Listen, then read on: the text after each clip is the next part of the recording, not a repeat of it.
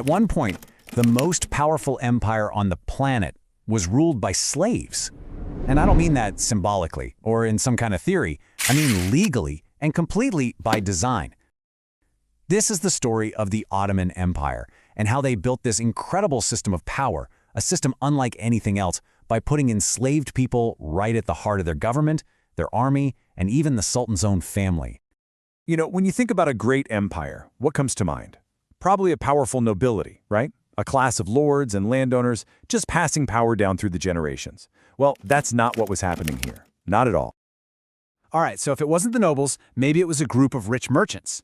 A powerful council of financiers calling the shots. Nope.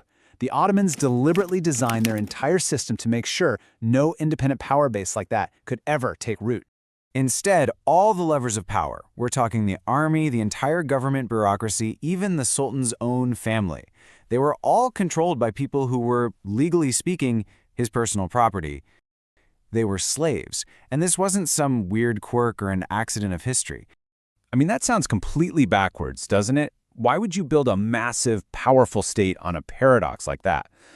Well, to figure it out, we have to go back to the beginning. We need to look at where the Ottomans came from and understand the one thing they were terrified of more than anything else. So, let's talk about that fear. The entire incredible Ottoman system was basically this wild solution to a problem that had taken down countless other states. How do you stop an empire from ripping itself apart from the inside?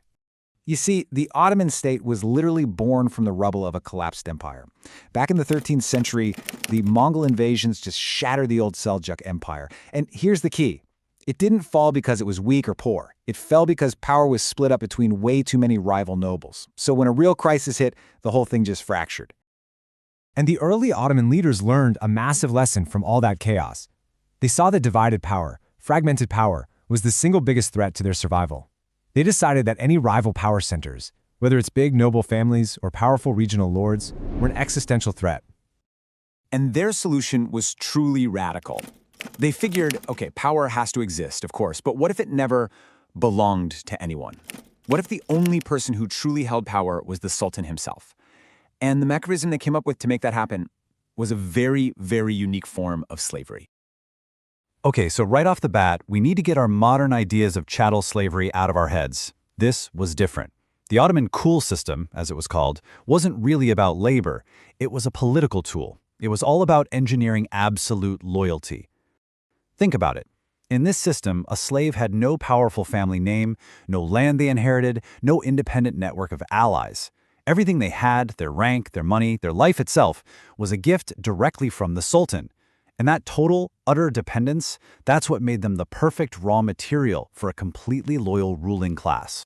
So how did they get these people? Well, the main engine for creating the slave elite was a system called the devshirme. It literally means the collection, and it was essentially a human tax. Ottoman officials would go to Christian communities in the Balkans and levy this tax, conscripting young boys to be taken back to the capital for a lifetime of service to the state. Imagine being one of these boys. Your entire life is just remade from the ground up. You're taken from your family, converted to Islam, you learn Turkish, and your past is completely erased. Now, the smartest kids, they were sent to an elite palace school, basically groomed to become the highest officials in the government. The rest, they were trained for the military. But either way, your old life was over. The state was now your family, and the Sultan, he was your father. And look, this wasn't some minor side project or fringe experiment. The Ottomans built the three main pillars of their entire empire. We're talking the army, the government, and the palace itself, on this very foundation of slave governance. Let's start with the military. Because, let's be honest, a sultan who can't trust his army is powerless. The Ottomans solved this problem by creating an army with a core made up of his personal slaves, the legendary Janissaries. The Janissaries were the absolute cream of the crop from the devshirme recruits. They were a professional, standing army, armed with the best tech of the day, and their loyalty was to the Sultan and the Sultan alone. To make sure that, they weren't even allowed to marry or have outside jobs, at least not at first. The barracks was their home, the corps was their family, and that complete dependence made them one of the most effective, most feared, and most reliable military forces in the world for centuries. Okay, so that's the army. The exact same logic applied to the government itself. The last thing the Ottomans wanted was a bunch of powerful Turkish noble families running the show, building their own power bases, and maybe, challenging the Sultan one day. The big turning point was in 1453, right after they conquered Constantinople. Sultan Muhammad II had this really powerful Turkish Grand Vizier, and he had him executed. From that moment on, the second most powerful job in the entire empire, the Grand Vizier, was given almost exclusively to men from the devshirme system. And why not? These guys owed everything to the Sultan. He could fire them or even execute them whenever he wanted, and there was no powerful family to rise up and protest. This logic of dependence went all the way to the top, right into the Sultan's own family. To stop rival dynasties from popping up through marriage alliances, Ottoman sultans almost never married noble women. Instead, their sons, the future heirs to the throne, were born to enslaved women in the imperial harem. And you won't believe the level of power some of these enslaved women could achieve. I mean, just look at the story of Kösem Sultan. She came into the harem as a young, enslaved Greek woman. She eventually became the favorite of Sultan Ahmed I, and then, for decades, she basically ruled the empire as a regent for her sons and grandson. She was controlling state policy, appointing the most powerful men in government. She was, for all intents and purposes, the ruler of a global superpower. And the craziest part? Throughout that entire immense reign, her legal status never changed. She was still, technically, a slave. But this obsession with total, absolute, centralized control, it had a really dark side, and it led to what is probably its most brutal and infamous practice, institutionalized fratricide. Yeah, you heard that right. That quote you see is from the actual law code of Mehmed the Conqueror. To stop the kind of bloody civil wars over who gets to be the next ruler, wars that had wrecked countless other kingdoms, the Ottomans made it legal for a new sultan to execute all of his brothers. It's a horrifying policy for sure, but in their cold, hard logic, order was more important than family ties. A few dead princes was a small price to pay to keep the empire from collapsing.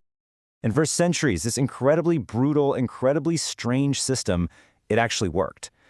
But, in a great twist of irony, the very institutions that were designed to stop a powerful, independent elite from ever forming eventually created one. Let's just remember the whole point of this system, right?